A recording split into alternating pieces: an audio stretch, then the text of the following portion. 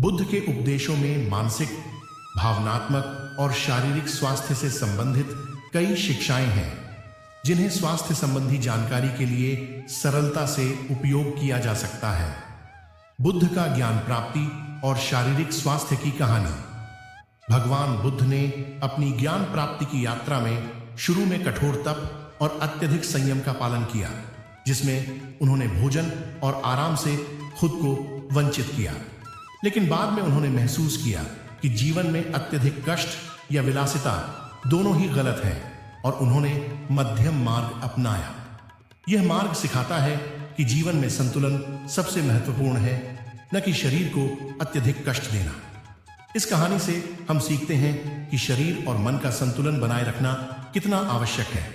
अत्यधिक भोजन या भूख से बचना चाहिए और शरीर को आराम और पोषण की सही मात्रा देनी चाहिए। योग और ध्यान के माध्यम से मानसिक और शारीरिक संतुलन प्राप्त किया जा सकता है।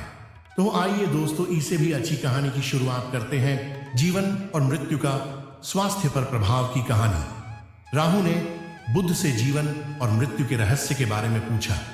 बुद्ध ने उन्हें बताया कि मृत्यु एक स्वाभाविक प्रक्रिया है और इसे समझना ही सच्चे मानसिक स्वास्थ्य का आधार है। इस कहानी से हम सीखते हैं कि जीवन और मृत्यु की स्वाभाविकता को समझने से मानसिक तनाव और भय कम होता है।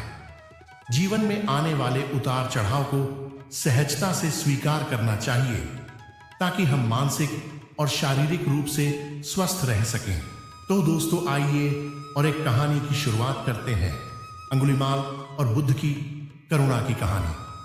अंगुलीमाल एक खूंखार डाकू जिसने कई लोगों की हत्या की थी, बुद्ध के संपर्क में आने पर पूरी तरह से बदल गया। बुद्ध की करुणा और शांत स्वभाव ने उसके क्रोध और हिंसा को शांत किया और उसे एक शांतिपूर्ण जीवन का मार्ग दिखाया।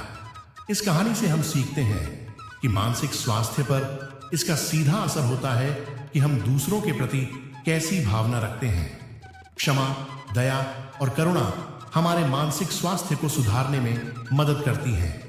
किसी से द्वेष या घृणा रखने से मानसिक तनाव होता है, जो धीरे धीरे शारीरिक स्वास्थ्य को भी प्रभावित कर सकता है। हमें जीवन में दया और क्षमा के सिद्धांतों को अपनाना चाहिए ताकि मानसिक शांति प्राप्त की जा सके। तो आइए दोस्तों, इससे भी अच्छी कहानी की शुरुआत करते हैं। तनाव और चिंता से मुक्त जीवन की कहानी। राजा बिंबिसार अपनी राजशाही के कार्यभार और तनाव से परेशान रहते थे। बुद्ध से मुलाकात के बाद उन्होंने ध्यान और मन की शांति के महत्व को समझा और अपनी चिंता को नियंत्रित किया।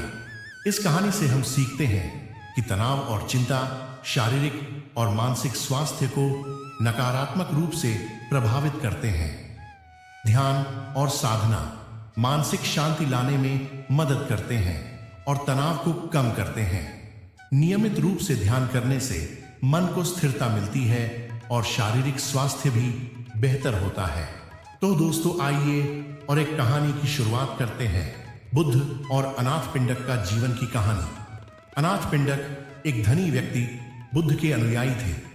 उन्होंने बुद्ध और उनके अनुयायियों के लिए एक विहार बनवाया और जीवन की सादगी को अपनाया। बुद्ध ने उन्हें सिखाया कि भौतिक संपत्ति से मानसिक संतोष नहीं मिलता, बल्कि सादगी और संयम से जीवन सुखमय होता है। इस कहानी से हम सीखते हैं कि भौतिक वस्त्र, अत्यधिक विलासिता और निरंतर लालसा मानसिक और शारीरिक थकावट का कारण बनती है।